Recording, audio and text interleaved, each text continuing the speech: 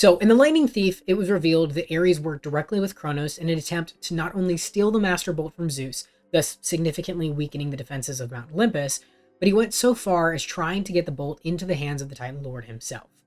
He and Luke colluded to steal the bolt, and when Percy went into the underworld, Ares sent the bolt with them by magically linking it to Percy's backpack, so the bolt would reappear at the edge of Tartarus. He even spells out his entire plan to Percy on the beach, which includes seeing Olympus fall. But despite all of this, he's never punished. No mention is made that Ares had any consequences placed on him for his actions, and he even changed sides as the series went on. So let's do a few things today, starting with why Ares seemingly wasn't ever punished, and then talk about why he switched sides and joined the fight against Kronos when the last Olympian then rolled around. We know that Zeus is a particularly temperamental god who has punished other gods for much less than a complete betrayal of this magnitude. We know that Dionysus was banished to Camp Half-Blood for 100 years because he chased after a nymph that Zeus had already set his sights on. And the entirety of the trials of Apollo takes place just because Zeus punished Apollo for the rise of the giants. His official justification was that Apollo's oracle wove the future this way, knowing full well that Apollo has no actual influence over the oracle. He just knows the best ways to communicate and interpret the power of prophecy. He sent Apollo to Earth as a mortal, and in the Greek gods tie-in novel, we learn that Poseidon also spent some time as a human because he and a small cohort of other gods staged a coup against Zeus, which of course ultimately failed. Athena was able to talk her way out of punishment, while Apollo and Poseidon were both stripped of their godhood. So one might think that Ares attempting to arm the king of the Titans would constitute a complete betrayal and he should face consequences. This is all to say that Ares' crime was not small by any means. But in the very same Greek gods novel, we learn more about Ares and what the council thinks of him. Zeus and Hera have a notoriously rocky marriage, and over their eons of marriage, they only ever had 2 children together. Even though Hephaestus is considered a son of Zeus, he was the result of Hera's self-impregnation as retribution for Zeus's infidelity, which just leaves Hera and Hebe as the only 2 shared children of Zeus and Hera. Even from his early years, Ares was able to get away with more than the average Olympian because he was the only fully royal god to sit on the council. So banishing him would mean that Zeus and Hera did not have any heirs within the main 12. Apollo was one of Zeus's many illegitimate children, making it easier to punish Apollo than Ares. And Poseidon, of course, is Zeus's older brother, and their sibling rivalry dates back eons. So, in the aftermath of the Lightning Thief, the likeliest explanation for why Ares wasn't punished for betraying Olympus comes down to 2 pieces. The first of which is sheer nepotism. Zeus plays favorites, we know this, and in the Greek gods novel, he actually directly says to Ares, quote, "If you weren't my son, I'd have stripped away your godliness and kicked you to the curb years ago." And that can be found in the chapter titled Ares, the manly man's manly man. Even though this is in relation to a different instance, it demonstrates just how much Zeus flaunts his favoritism to the council, and how Ares is allowed to get away with so much more than a regular Olympian. We know that Zeus is not objective when it comes to how he issues justice, and he is much more keen to punish some gods than others, and unfortunately, this often means that Ares gets off easy. Secondly, however, is his utility to the Olympian Council. In the Greek gods book, Ares is not described in a very intellectually flattering light, and is depicted as something of a meathead. We do know that this book is being narrated by Percy himself, who has a rough history with the god of war already, and so this description is most likely biased. Luckily for us, however, most real-world texts describing the war god from Greek mythology support this characterization. For one, the World History Encyclopedia describes him as having a short, sharp temper, and describes him as being prone to fits of anger with an unquenchable thirst for bloodshed. In the Greek gods, we get to see the story of how Hephaestus lured Aphrodite, his then wife, and Ares into a trap in order to expose their infidelity, and he made a mockery of the two in front of the Olympian Council.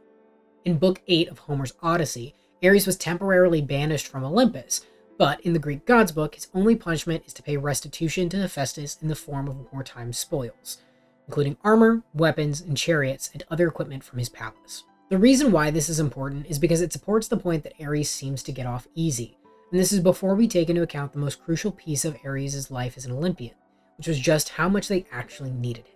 Ares is one of the most formidable fighters on Olympus, and when the gods face external conflict, he's the first one to charge into the battle, sword drawn. When he's outmatched, he shows signs of cowardice, such as the first rise of Typhon, but as long as he's able to bully his enemies, he keeps Olympus safe. The reason why Athena is the goddess of wartime battle strategy and not of war itself is because there is a distinct difference between the two. Athena can fight, she can fight well, but she prefers not to. Whenever possible, Athena wants to outwit and outsmart her enemies without ever having to draw her blade. but Aries is much more aggressive when it comes to the bloodier aspects of war. If kingdoms are at war, then they pray to the gods, not just to Aries. War keeps them compliant, fearful, reliant on the gods for safety and sanctuary. They all pray to their patron gods to protect them in times of hardship, so even though Aries is brash and uncontrollable, he still serves a purpose that the gods need. So then this brings up the next question, which is why exactly Aries' motivations changed when Kronos eventually did rise up and lay siege to Olympus. We know that when Typhon rose again, Aries was on the front lines of the fight against Kronos' secret weapon. Aries is unique because he does not have any fixed allegiance, and has actually switched sides in multiple conflicts throughout history, including even the Trojan War.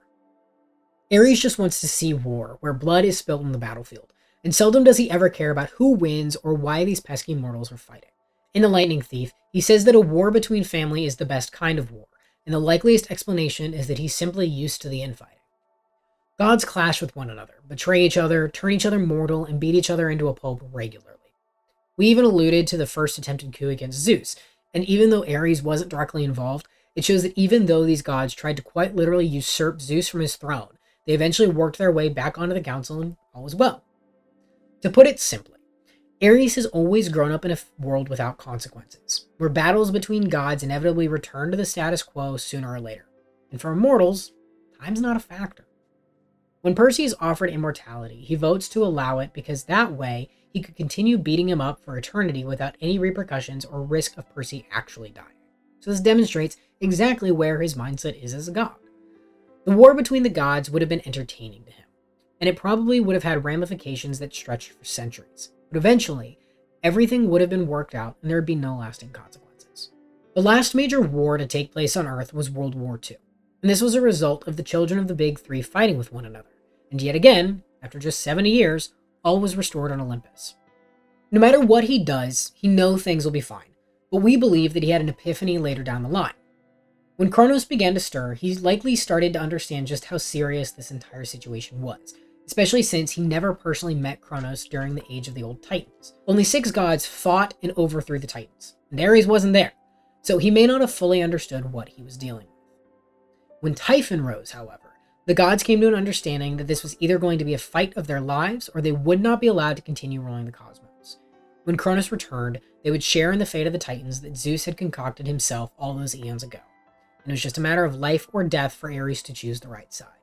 This may have been the first time in Ares' life where he truly understood the weight of the stakes, because he never lived in a world where he had lasting consequences. So the choice became clear during the events of the last Olympian. Although, if an official explanation is ever given, that's our best case given everything we know about Ares from not just the main series, but the Greek Gods Companion novel, and historical sources like the Odyssey and the World Archive. But now we want to turn it over to you. Do you think we're on the right track? Does this fit with everything you know about the character? And as always, we love this series, so if there's anything you want to see us dive into, be sure to join the conversation. Even just a quick like, comment, or subscribe can help us know what you want to see so we can keep delivering that kind of content to you. Take care, my friends. Don't be lured by the Titans. Drive the speed limit, and have a great one.